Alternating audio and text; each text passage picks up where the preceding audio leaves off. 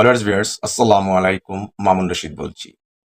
জুলাই বিপ্লবের পর আমরা যে বাংলাদেশ দেখতে চেয়েছিলাম সে বাংলাদেশ সে বাংলাদেশ এখন দেখতে পাচ্ছি না। 12ই ফেব্রুয়ারি নির্বাচনের পর এদেশে বাঁধ ভাঙ্গা জোয়ারের পানির মতো ভারতীয় পণ্য প্রবেশ করেছে। দেশের এক সৎ ব্যবসায়ী নবীন পাঞ্জাবি ৩০০ টাকা দামের পাঞ্জাবি বিক্রি করে।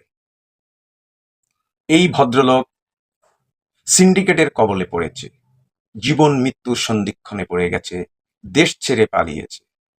দেশ ছেড়ে যাবার আগে এয়ারপোর্টে তিনি সংবাদ সম্মেলন করলেন।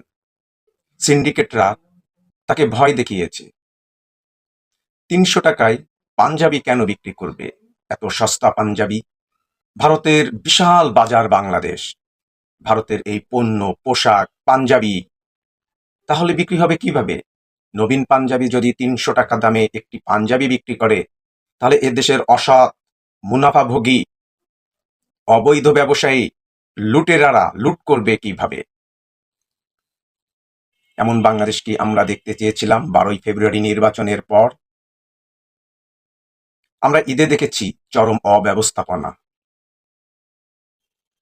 দেশের বিভিন্ন জায়গায় সড়ক ব্যবস্থা, যাতায়াত ব্যবস্থা অব্যবস্থাপনার কারণে দুর্ঘটনা ঘটেছে।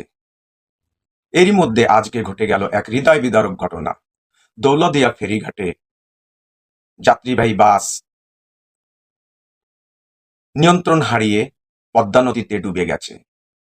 আমাদের দেশের মিডিয়া ব্যস্ত থাকে সরকারের তোষামোদী করার জন্য, কিন্তু দেশের এই অব্যবস্থাপনা, ভেঙে পড়া সড়ক ব্যবস্থা, ভেঙে পড়া যাতায়াত ব্যবস্থা, ভেঙে পড়া যানবাহন ব্যবস্থা, সেই বিষয়গুলি তুলে ধরে না।